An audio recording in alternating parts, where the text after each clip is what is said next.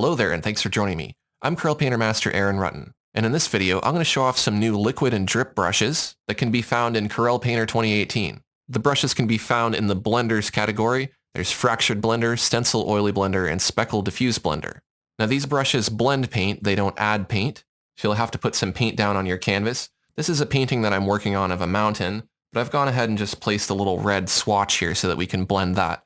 Now this red swatch is on its own new layer, and you can see in my general brush controls that this particular brush, the Fractured Blender, is a liquid brush, and in older versions of Corel Painter, you weren't able to use liquid brushes on a separate layer, they just wouldn't work.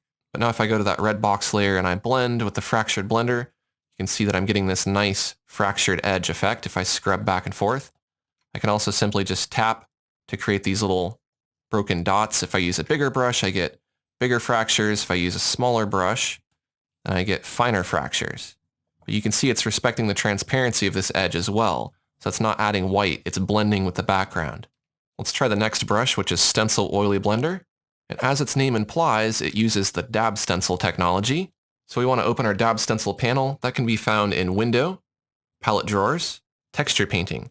Let's also go ahead and open the Flow Maps palette drawer as well. Because in the dab stencil panel, our source for our dab stencil is the flow map. And dab stencil means it's going to stencil off part of your stroke. So that might be more apparent if we change our flow map to fine dots, and we reduce the scale of the fine dots. Then we do some blending. Now you can see that that dot pattern is captured within our blending strokes. If we change that to something else, let's say horizontal flow, and we blend with that, then we're going to get a different result.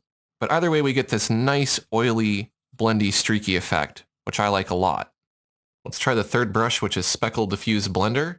Now, this spits out little speckles. If you press down firmly, you're going to get big, broad speckles like this. If you press down lightly, you're going to get very fine little tiny speckles. If you use a smaller brush, they're going to be more concentrated and clumped together. If you use a bigger brush, they're going to be more spread out. As its name implies, you can go through and you can diffuse the edges of something like this. So now let's take a look at how to use this in a painting. I'll use this on my mountain painting here. I'm going to start with the Fractured Blender, and I could use this to go right along the edge here and just kind of sharpen it together, create a little bit of a fractured effect as I'm blending. Now let's do a little bit of work with the Stencil Oily Blender. I'm going to switch my flow map back to clouds. I'll go ahead and blend here on the side of the mountain just to pull out some streaks that kind of help contour the shape of the mountain. You could even go along the edges of the mountain to use it to kind of roughen the edges.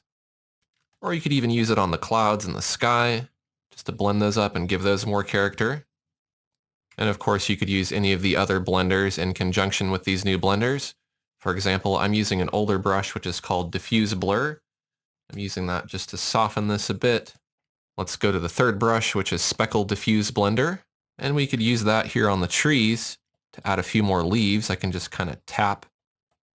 That adds little distant leaves there. And blending is a really great way to add more detail to your paintings.